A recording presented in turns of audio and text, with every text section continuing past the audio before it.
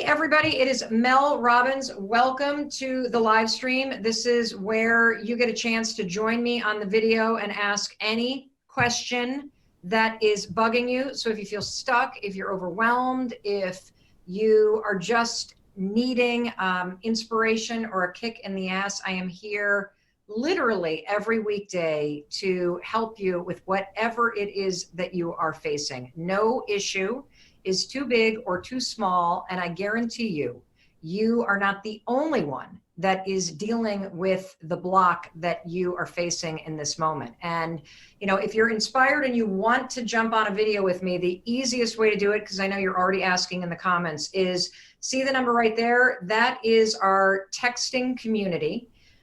You just send a text, it's free. You will get a text back from me. You have to just agree that you want to be part of my texting platform. I'm not going to share your number with anybody, but it is the fastest way to get in contact with me, and it is where we select people to join us on this broadcast. And here's one more thing I want to say. Every single day, we reach millions of people around the world. And there is one thing that I know to be true for certain. When you share what's going on with you, you make an enormous difference in other people's lives because we see ourselves in other people.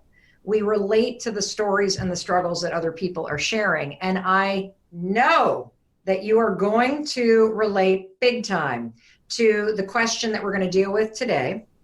It involves relationships and being somebody who shuts down in order to avoid confrontation. We've all been there at some point. If this is something that you struggle with or your partner struggles with, believe me, you do not want to miss this. So I'm so glad that you are here today.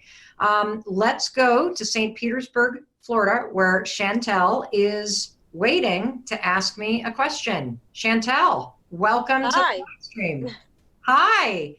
So you wrote in with a question, but why don't you just tell me a little bit about the issue that you're dealing with?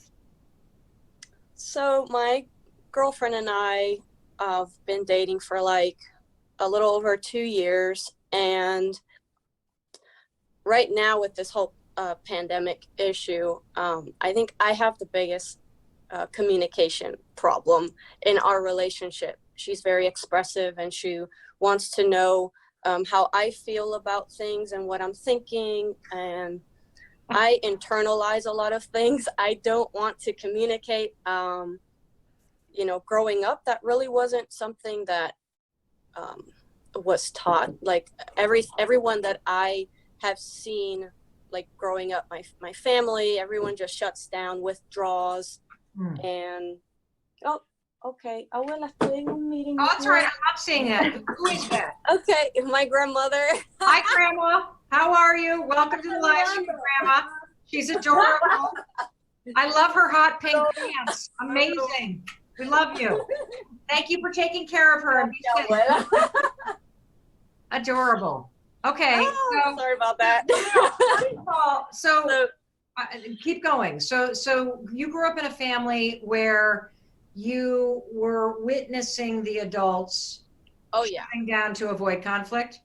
Yeah, everyone shuts down, withdraws, no one wants to talk, and then a few days or weeks or even months go by, and then it's like, okay, just move on and act like nothing ever happened. That's what I witnessed, and that's what I have been doing, and I've gotten a lot better, you know, reading some books and watching videos and stuff and just learning more about how to communicate better. But it's like, even like right now, because I'm not working and just being in each other's face 24/7, it's like, okay, no, I withdraw. I just, you know, I don't even want to talk about it. And I'll go, you know, I just want to sleep. And it's like, just let the days go by. Hopefully this will be over soon. And, you know, and it just doesn't go over well with her. So. And what is her reaction when you withdraw? When you withdraw, do you just get silent or do you leave the room? What's your mode of withdrawing? I just feel like when there's like a lot of tension between us,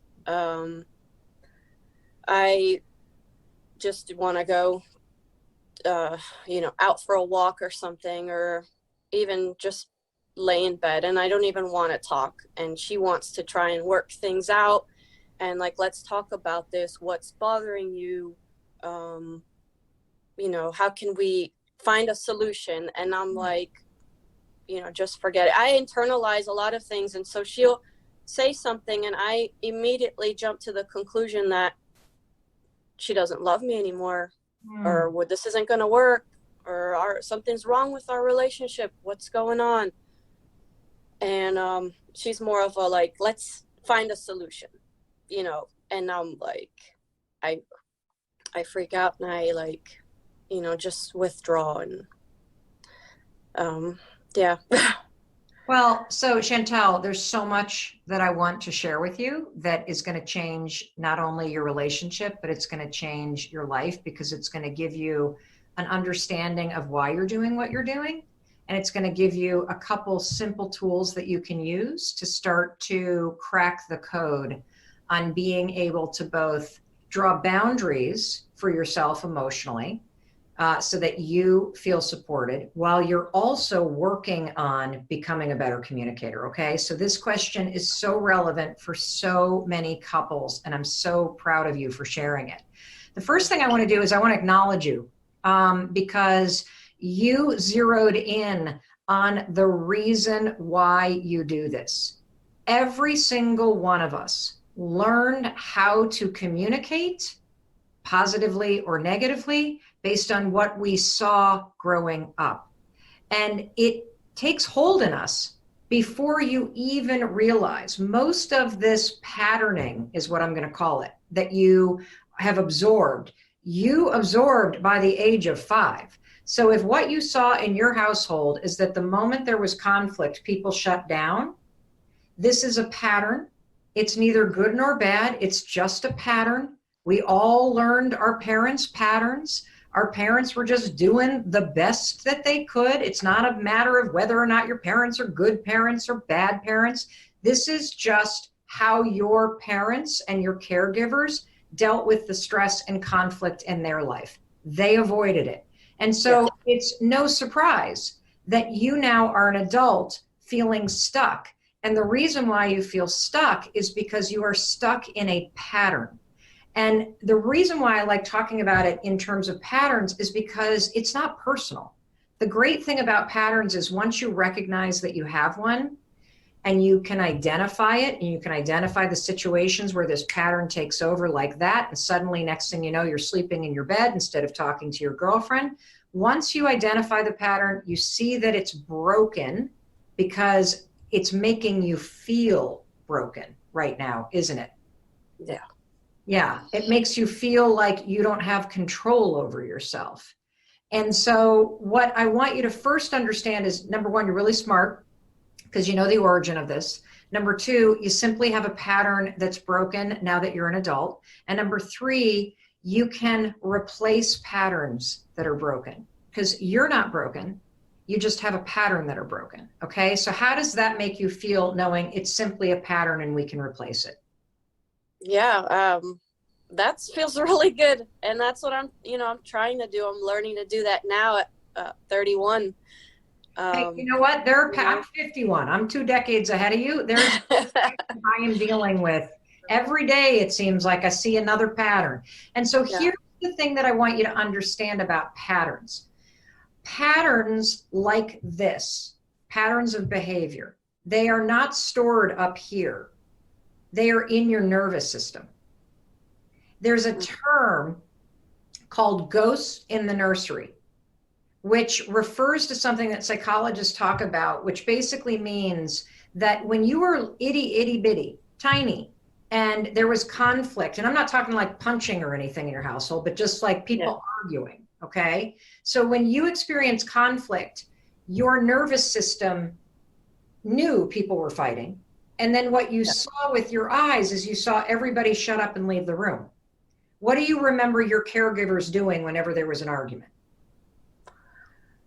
Not talking, my stepdad in the room, watching TV, eating fast food, my mom, downstairs doing her own thing, and they won't ever talk about anything, and then like days go by, and I guess once everyone feels like, okay, it's over, let's move on, and they don't ever revisit why they argued in the first place or where the issue was. It's kind of like, let's just move on and pretend like nothing ever happened. That's my relationship with my mom right now still, you know, or, you know, she'll do that and like spend months not talking to me. And so like, you know, I'm trying not to do that. And guess what? My relationship. Well, and here's the opportunity.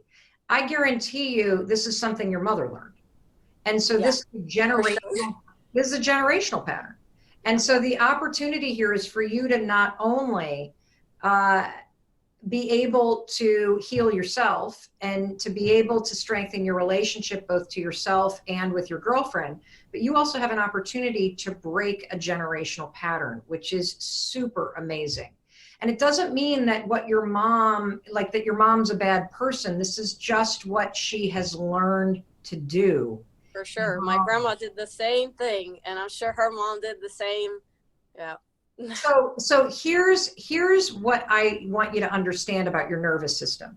Given that you saw this growing up, you saw them separate, you saw them not talking. What happens now that you're an adult, now that you've seen this, and this is what was modeled for you, is that whenever you're in a situation where you start to feel, uh-oh, my girlfriend's getting upset with me, uh-oh, she wants to talk, uh-oh, we just bickered about something. Yeah. Before you even think, I got to talk, your nervous system remembers what it was like to be a kid in a household when your parents were about to argue with each other or when your parents got upset with each other. And what you witnessed was separation. So before you even think, what happens is your nervous system goes, oh, wait a minute, I recognize this. This is a moment of conflict. I know what to do. I leave when this happens because that's what I saw. And run away. Right? Yeah. It happens before you even think about it. And so here's what I want you to understand. You and I can talk about this very easily. Because we're dealing with your nervous system, I'm going to give you a plan that's going to involve two things. The first thing it's going to involve is things that you can do when conflict arises with your girlfriend in order for you to be able to be more constructive and be more connected with her to resolve conflict. That's number one. The second thing that I'm going to do is I'm going to teach you some simple things that you can do to start to get back in touch with yourself, okay? Because this is going to be about you creating new programming, just like a computer. You got your mom and your stepdad and your grandmother's programming in you. We need to update the operating system, okay? And so what I want you to do is, first of all, are you comfortable talking through something that is a conflict? You know what I mean? Like, does talking about it, what do you feel in your body if your girlfriend wants to talk through something and it feels like there's tension? What do you feel? I just automatically I jump to conclusions, and I start thinking that maybe she's not even this is not even true. I just make these assumptions that you know, she's not loving me anymore, she's falling out of love, or you know, this relationship is damaged and maybe we can't fix it, and you know, just dumb stuff like that, you know. Yeah, and it's not dumb, because why do you think you equate any kind of disagreement with a lack of love? I don't know.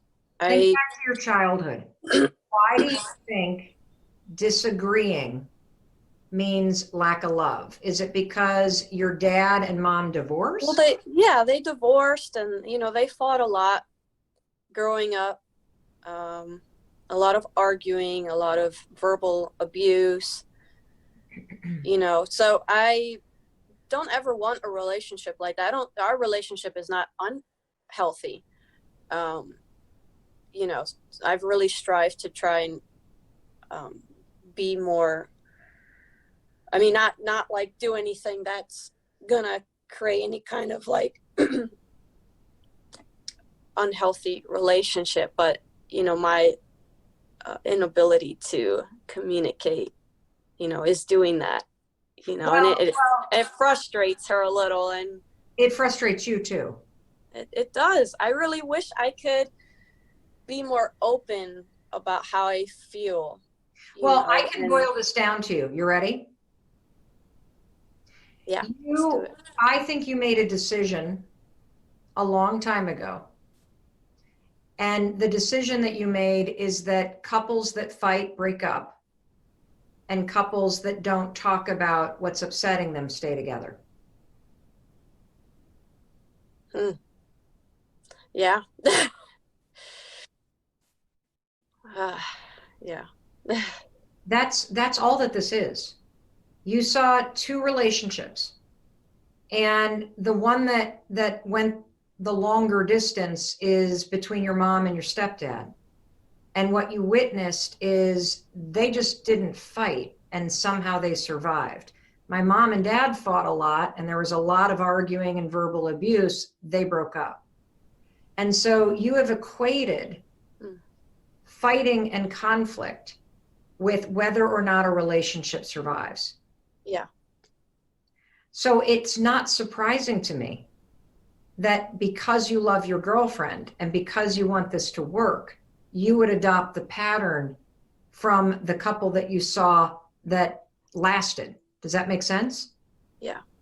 And since this is all tied to situations when you're about to start fighting, your nervous system is reminded of this paradigm of this couple fought and broke up, this couple didn't, and they stayed together. And so your nervous system immediately opts for not saying anything. Now, this is a huge insight because it boils it down to something really simple. And what you have to understand based on the research, I'm imploring you, is that the healthiest and happiest long-term marriages are between couples who actually fight. Because knowing how to have a constructive conflict brings you closer together. And so knowing how to have a disagreement and still be able to stand with your partner and work through it, that's what will lead you to not only feeling good about yourself, because then you can express yourself freely without the fear that somebody's not going to love you, but it will also make you and your partner stronger, because you know through the ups and downs of life, you are able to work through these things. Does that make sense? Yeah. Terrific. So let me give you some advice for a couple things that you can do. First of all, you said you were reading some books. So what have you tried that has worked so that I can build on it? Well, right now I'm reading Unfuck Yourself.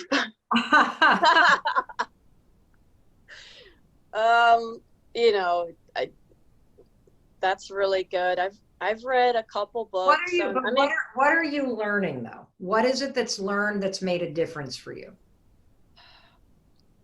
That it's all about your thoughts. You know, learning to take control of your thoughts, and that will lead to you having more control over your emotions and your actions. That, you know, I struggle with, because a lot of times I do think negatively. I just jump to negative thinking a lot.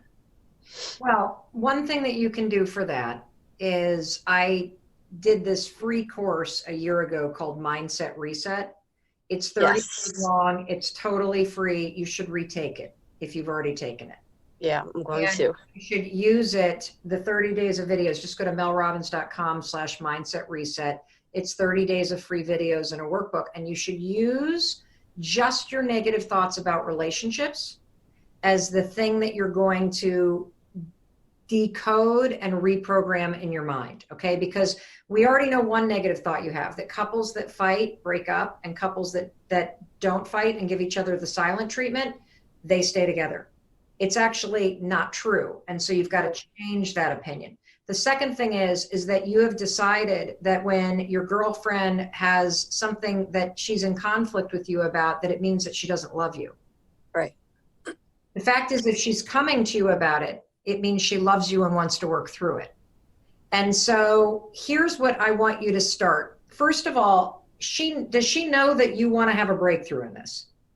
Of course. We talk about that all the time. Like once I break through that whole, like, I'm not talking and what's the point? There's no point to this and this is useless. Why talk about it and blah, blah, blah. Eventually we'll talk and I'm like, yeah, I do have an issue with, communicating, and I do want to change that. I want to be better. You don't have an issue with communicating. You have an issue with being loved. Yeah. So tell me about that. I don't know. I just don't think I'm worthy in some ways. I don't know. Like before I met her, I was a devoted Christian, and it really took a lot for me to be open to this homosexual lifestyle thing, because it's like wrong. And then the people that you think love you and are there for you, like, kind of turn their back because you're a homosexual. And so, like, yeah, when the people you thought were like your tight circle, they were there for you, and they were like, they love you and they love to see you grow and get better, and I was doing great. But then it's like, okay, a huge part of me is missing, because I'm envisioning myself marrying a man and having a husband and having a family, and that's not what I want. That's not what I feel attracted to, and, then I meet her and it's like a huge issue. And so, I left, because I want to be happy too. Why can all of them date and be in relationships and get married and have kids, and then I can't because, I'm not attracted to that? It's just stupid. So, yeah, so I left and I moved to St. Petersburg to get away and start a new life and be happy for once. Well, I'm really proud of you, because moving away and choosing to be happy is probably the first decision that you have ever made where you chose yourself. Yeah. Instead of what everyone else wants or thinks it's the best thing for me. Yes, and it is the hardest thing in life to do, to stop making decisions that betray who you are for the sake of what some church says, or the sake of what your friends say, or the sake of what your family expected. And so you should know that you have done the hardest thing in the world for anybody to do, which is to recognize who you are at your core and to choose yourself. And one of the things that is going to be remarkable when you stop going silent, when you argue with your girlfriend, and when you stop using the silent treatment, is that it will be a way for you to choose yourself again. Because I think that when you go silent, it is two things. It's both unconscious, because it's what you saw and you want this to work. And so this is the pattern that you saw with your caregivers. That's number one. But number two, it's also the way you test her. So if you go away from an argument, you're taking control by removing yourself and seeing if she actually loves you enough to come and find And you. she's done that. And I think I have used up all of those chances. And now it's like, Okay. I'm not going to chase after you now. Okay. I'm not going to do what you want me to do now. So now the stakes are really high. And so this is the moment that we all change. When you become super present to what a broken pattern is costing you, that is when we all decide to change, because change has to be deeply personal. And so I want you to also realize that just like claiming and choosing yourself and living fully open as a gay woman was a way to choose yourself and to stop betraying yourself, I want you to do the same thing with this communication pattern. Because every time you leave the room, every time you tell yourself that she doesn't love me and she's going to leave me if we fight, and every time you do this, you are actually betraying yourself. Because what I see a 31-year-old woman who wants to have her voice, who wants to be able to say what is going on with you, who wants to talk about what she's feeling, because for so long you didn't. And so this is your chance with somebody who loves you to start practicing, learning how to choose and honor yourself by giving yourself the permission and the space to say what you're feeling. And so there are a couple things that I think will help you a lot. First of all, I think the two of you should work together to come up with a sentence that you say when you are arguing. And maybe it is something like, babe, I am not going to leave you. I am standing right here. I am not going anywhere. And we need to talk about this. And you need to stand here with me. Like maybe what you need is just that reassurance up front. I love you. This is why I'm telling you why I'm upset. Let's work through it. Maybe you need that as a safe word, so to speak, to cue you that this is a moment to stay. Okay.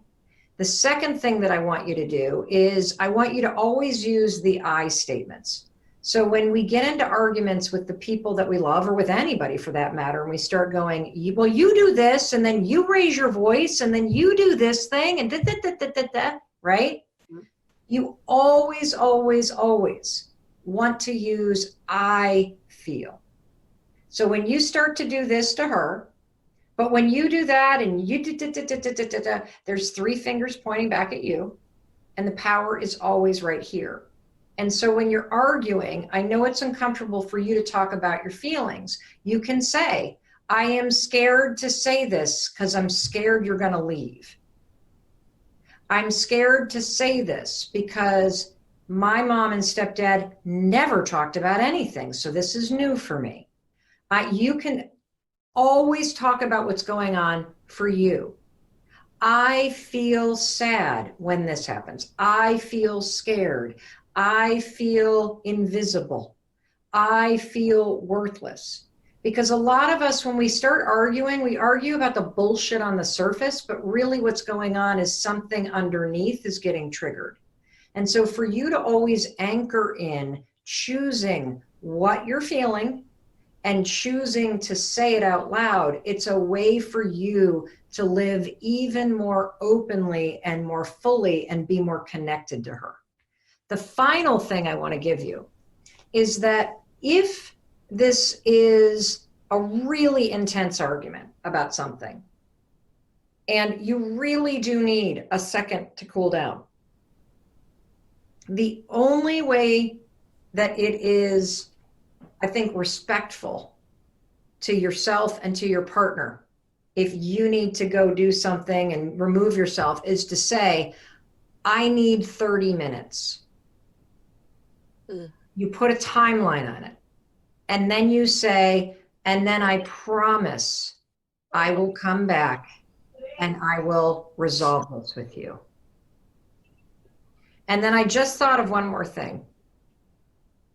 because this is a situation where your nervous system has taught you to shut up in situations where you feel threatened, and any kind of disagreement makes you feel threatened to your core,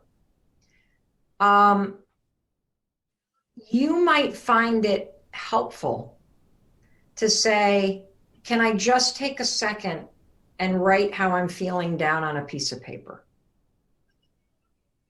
Because in retraining yourself to be able to have conversations that feel full of conflict or make you feel vulnerable or uncertain or scared that she's going to leave, you may not be able to get it all out because you're going to be managing everything that she's doing.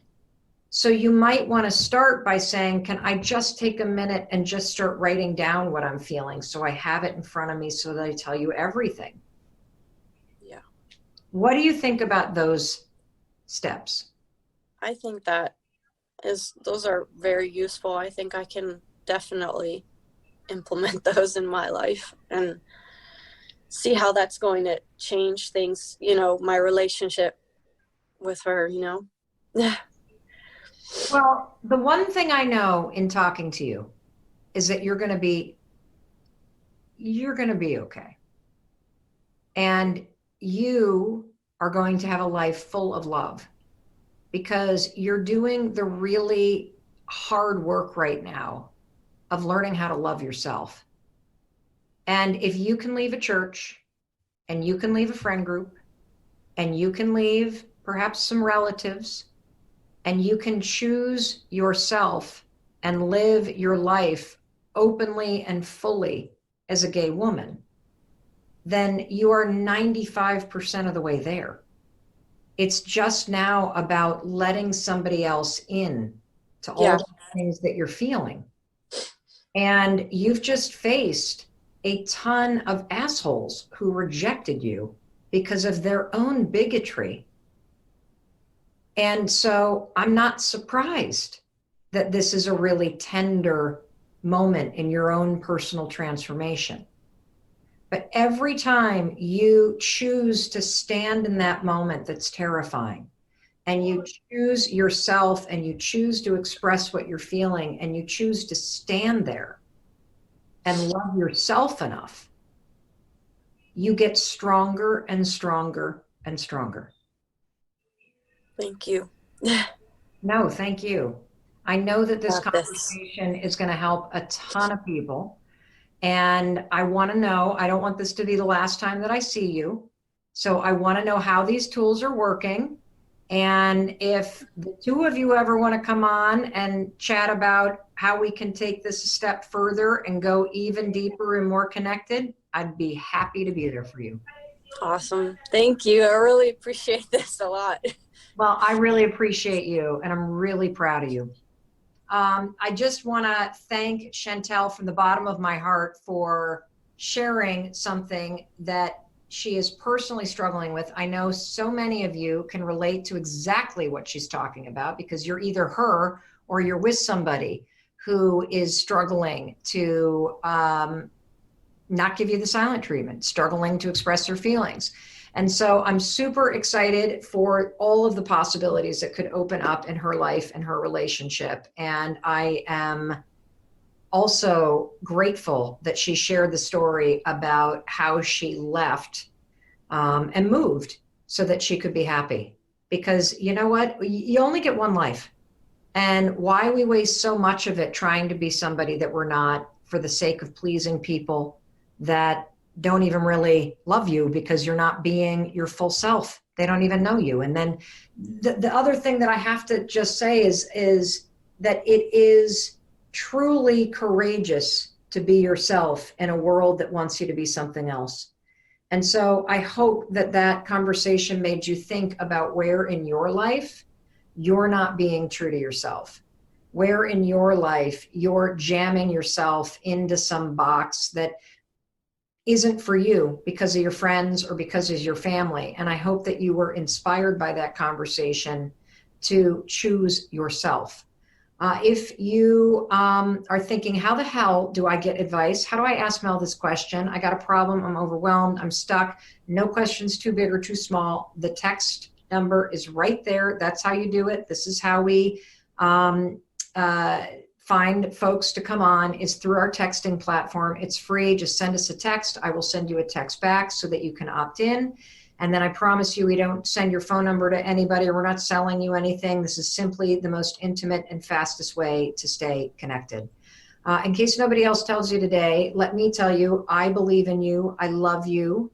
And I am here to help you take the simple steps forward in your life so that you can truly get the most out of your life and your relationships. I'll see you tomorrow.